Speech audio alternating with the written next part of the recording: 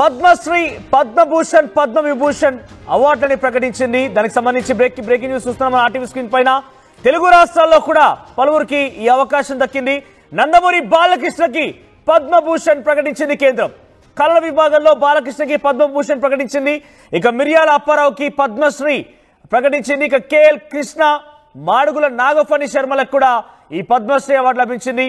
వద్దిరాజు రాఘవేంద్రాచార్య పంచముఖి ఆయనకు కూడా పద్మశ్రీ లభించింది. ఇక ప్రజా వ్యవహారాల విభాగంలో మందకృష్ణ మారిగకు కూడా పద్మశ్రీ లభించింది. దువ్వూరి నాగేశ్వరరెడ్డికి పద్మ విభూషణ్ కేటాయిస్తూ ఉత్తర్వులు జారీ చేసింది. సో మొత్తం మీద 139 మందికి పద్మ అవార్డులు ప్రకటించింది కేంద్రం. దాంట్లో 10 మంది ఫారినర్స్ ఉన్నారు, 13 మంది పోస్ట్ హోమియస్ అంటే మరణించిన తర్వాత ఈ అవార్డులని ప్రకటించింది కేంద్రం. 13 మంది ఆల్రెడీ మరణించిన వారు, వారికి విశిష్ట సేవలు గుర్తించి కేంద్రం పద్మశ్రీ అవార్డులు ప్రకటించింది. వారికి కూడా 7గురికి పద్మ విభూషణ్, 19 మందికి పద్మభూషణ్, 113 మందికి పద్మశ్రీ అవార్డును ప్రకటించింది. దాంట్లో ఏపీకి సంబంధించి 5గురికి అవకాశం కల్పించింది. 5గురిలో ఒకరికి బాలకృష్ణకి కళారంగంలో పద్మభూషణ్ అవార్డు ప్రకటించింది.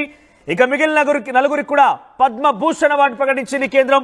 మరోవైపు తెలంగాణకు సంబంధించి కేవలం 2కి అవకాశం దొరికింది. 2లో ఒకరికి పద్మవిభూషణ్, దువ్వూరు నాగేశ్వరరెడ్డికి ఏఐజీ హాస్పిటల్స్ అధినేతగా తెలుస్తోంది.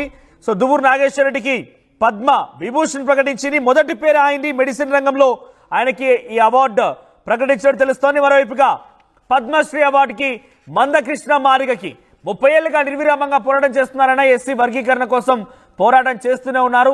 సో ఆయనకి పబ్లిక్ అఫైర్స్, ప్రజా వ్యవహారాలకు సంబంధించిన విషయంలో ఆయనకు కూడా పద్మశ్రీ లభించింది. సో ఏపీ నుంచి 5గురికి, తెలంగాణ నుంచి 2కి ఈ సేవలు, ఈ యొక్క అవార్డుని ప్రకటించింది కేంద్రం.